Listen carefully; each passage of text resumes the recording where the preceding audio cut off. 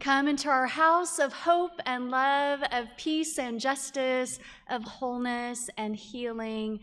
Come in where we welcome the certain and the seeking, the long-timers and the newcomers, the beloved and the brokenhearted. All of you can find a home here at Throop, where we go love the world from the heart of Pasadena and from the heart of our homes. Good morning to our friends joining us on live stream. In April, we celebrate 30 days for the earth here at Throop, and this month we will offer you multiple ways to fall in love with our earth all over again. And we do that through ways to deepen your commitment to earth care and earth justice. And today we begin that process by honoring the grief that we feel and holding the ruins of what once was, and also by practicing gratitude for all that is still to unfold before us. And next Sunday, we are offering you all an opportunity to practice the spiritual practice of joy in our Throop Joy Parade.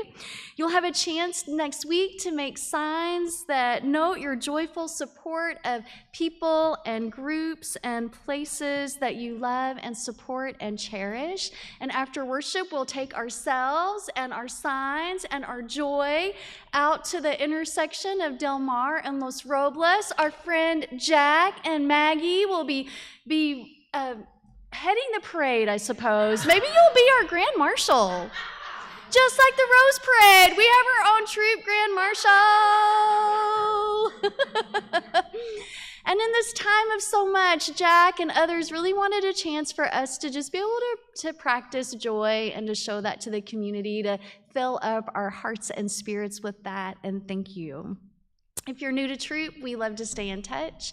You can fill out an info card that you'll find in the pew back in front of you, and you can give it to an usher a little bit later in worship. And each Sunday, we're reminded that each one of us is a light in the world, and the flame from our chalice symbolizes and reflects that light. Our time together in worship is intimately connected with our daily lives. As a symbol of that connection, we light our chalice with a flame from our candles of hope and witness.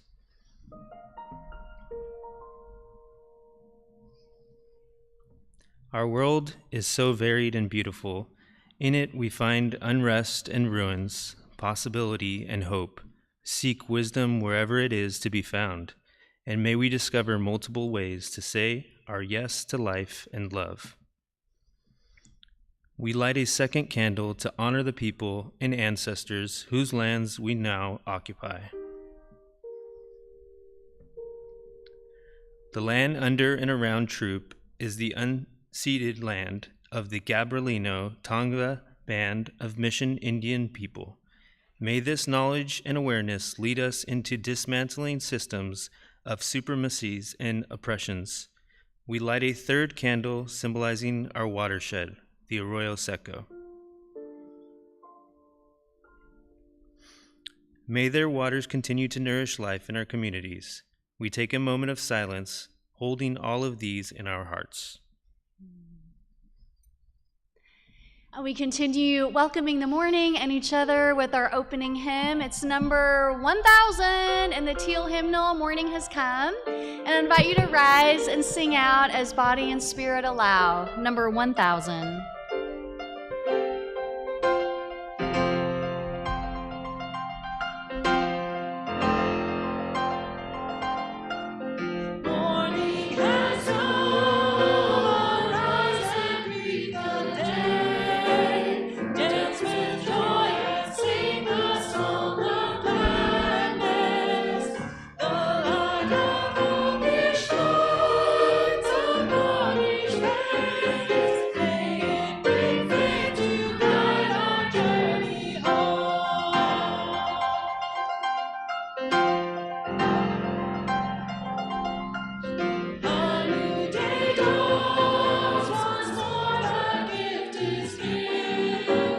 Wonder fills this world.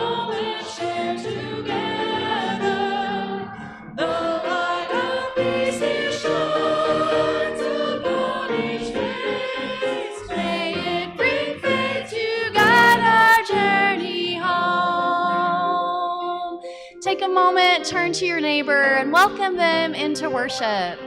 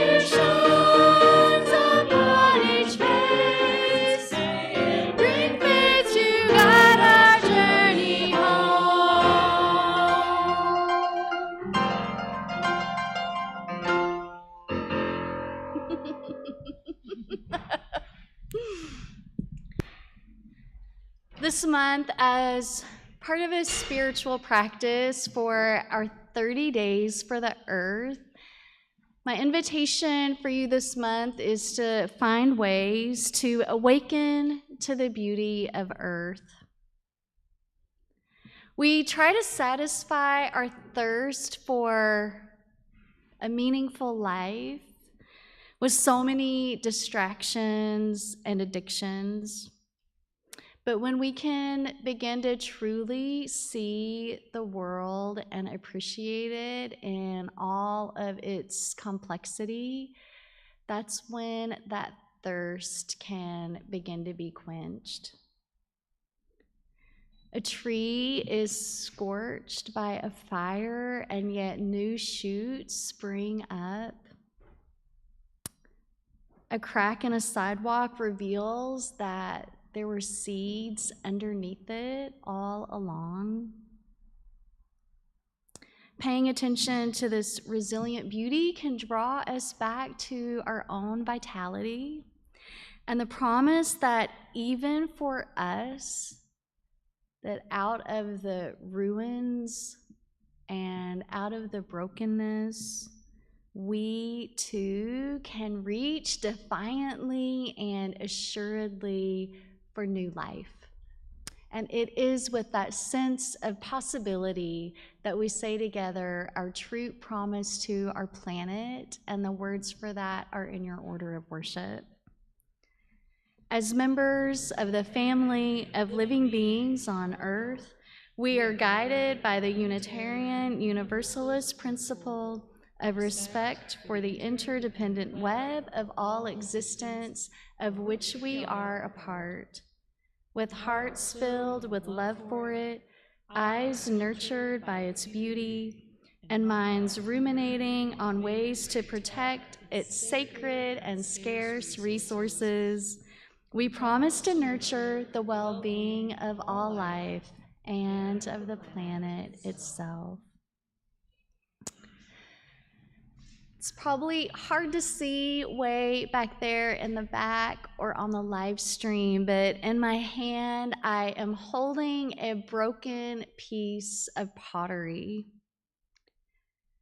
This was one of the only tangible objects left at the site of one home that was destroyed by the Eaton fire. You've likely seen pictures that other former residents have shared, pictures of a piece of tile or a surprising find of a family photograph, everything burned around it except for that family member's face. There are St. Francis garden statues that still hold court around some of the properties in Pasadena. These are remembrances of what once was, small enough to hold in your hand, yet symbolizing the ruins of an entire community. All of us have been impacted in some way by the devastation of those fires. Loss of home, loss of a beloved restaurant, or loss of a hiking trail that you went to every Sunday afternoon, the loss of a familiar city block, the loss of a vibrant community. What loss have you experienced because of those fires?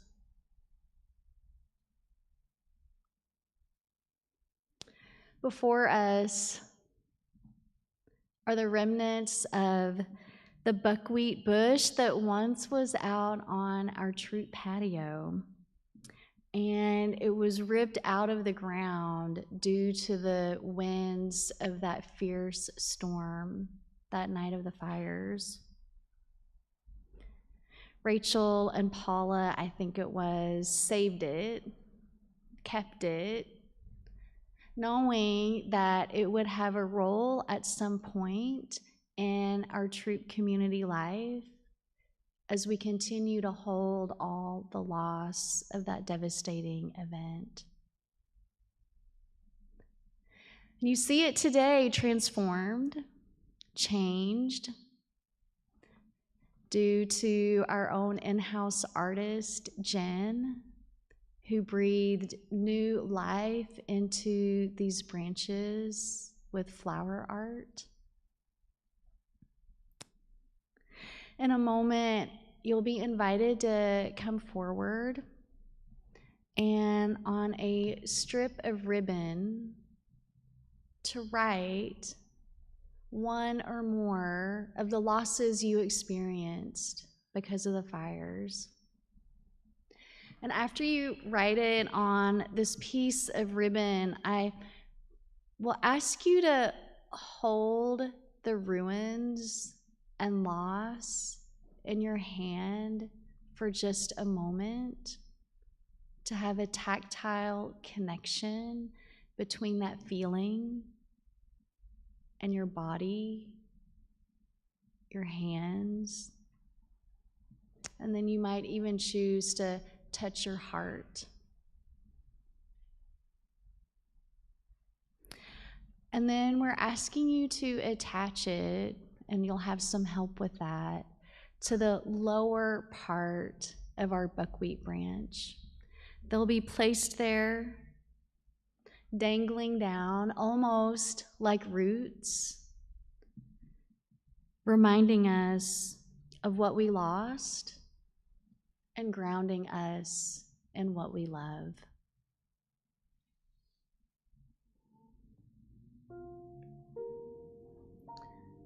Rachel is placing the ribbon on a couple of stands. And then she and Jen will help you place your loss on our buckwheat branch.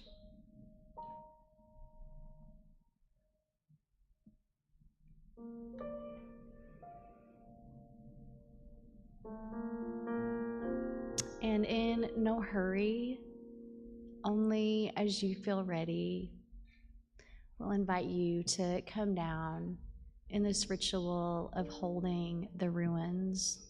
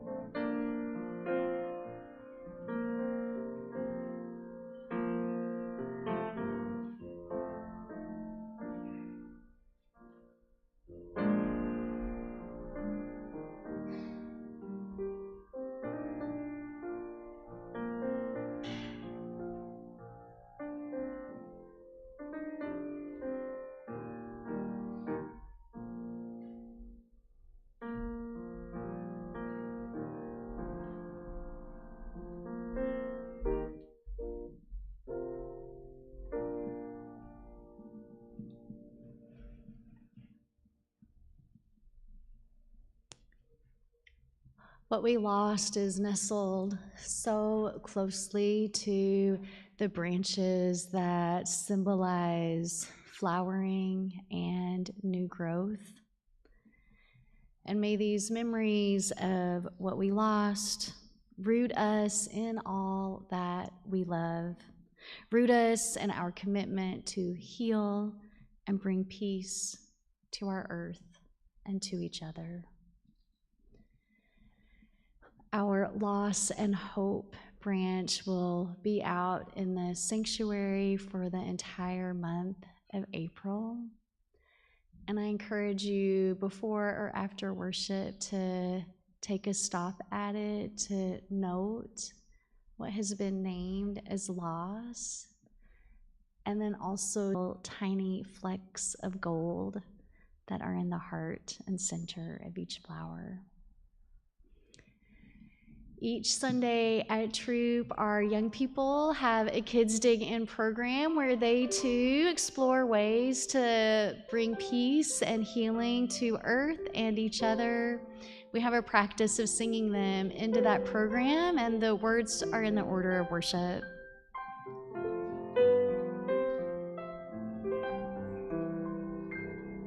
For you shall go out in joy, for you shall go out in joy, and come back in peace, and come back in peace.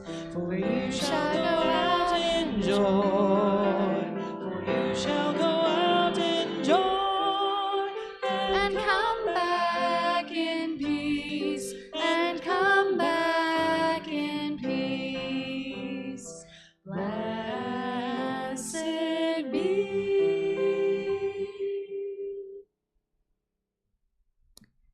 And our pondering is try to pray